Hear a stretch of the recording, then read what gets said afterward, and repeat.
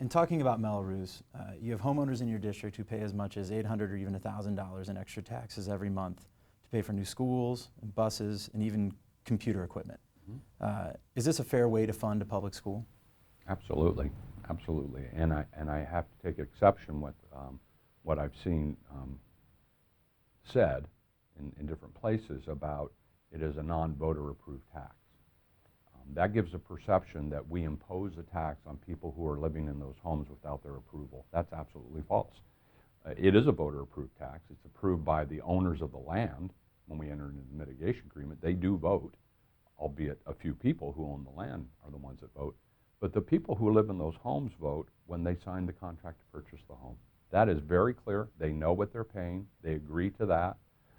That's their vote. I want to buy that home, and I'm willing to pay that. And that's true for anybody who comes in and buys the home second tier. They know what the fees are, and they agree to that. And I've seen some of the comments from our parents that were in your report that they think it's absolutely worth and a fair way to provide great schools for their kids. Mm-hmm. And the majority of districts quite literally have to beg homeowners to raise their taxes by a few $100s a year to meet basic needs. Your schools arguably are kind of state-of-the-art, fully equipped in part because of Melrose. So take Del Sur Elementary, for example, a very nice school. What role did developers play in designing that school? They were at the table when we were doing the design. They had some input into the physical look of the building. We worked with, we did that in Poway when we rebuilt Midland. We sat down with the city of Poway. They were redeveloping Midland Road in the theme of Old Poway. And yes, they had a voice and we listened. And if you see that school, you'll see not only does it fit into that motif, but it really drove what's going on Midland Road in terms of the Old Poway look. And we do that whenever we build a school. Those who at that point are paying for it have a voice in what it looks like, as do the parents, and as to what should be in that school. But most importantly is we ensure that the schools that are being built meet our standards, and that the kids going to those schools will have the same facilities, the same thing that the kids in the rest of the district have.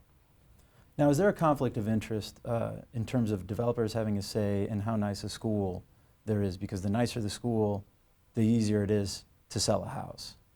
No, I don't think so. And I don't think so because it's not that the developer is in charge. We negotiate mitigation agreements. We have a say in that. And we're able to control that conversation just as much, if not, well, actually more so than the developer. We don't have to enter into that agreement either. They want the agreement, and so do we. And we think it's the right way to fund schools. But neither of us is required to enter into that agreement. The default is we can require them to pay developer fees. So we have control as well.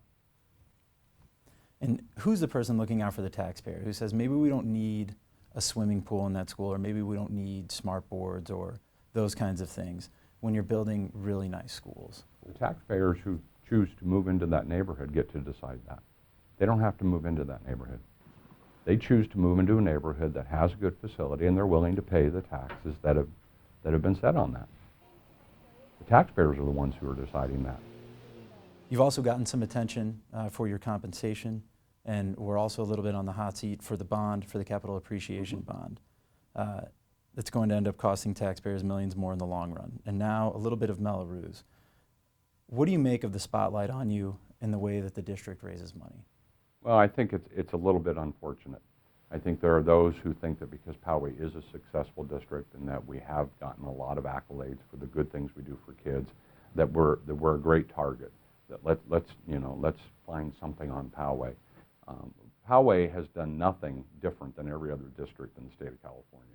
The whole issue on the SFID bonds, on the payback of the capital appreciation bonds. There are thousands of those that have been issued by school districts, and many with much worse deals than the one we got. All that to say, that was all, I believe, still taken out of context. We were talking about one issuance in a full program, and I can't think of a program where you can't find something that you can pull out of context and say, oh, look how awful that is. You put it back in the context of the full thing. We make no excuses for the Building for Success program. We have 22,000 kids in those 24 older schools just to address the very problem that you were asking me. Well, what about the old schools? You build these new schools, what about those? We take care of them. Our community takes care of them. Our voters take care of them. I haven't received huge complaints from voters who are in those schools, or even those who don't have kids in school. There was a media article that drew all kinds of attention, taking one piece of that deal out of context.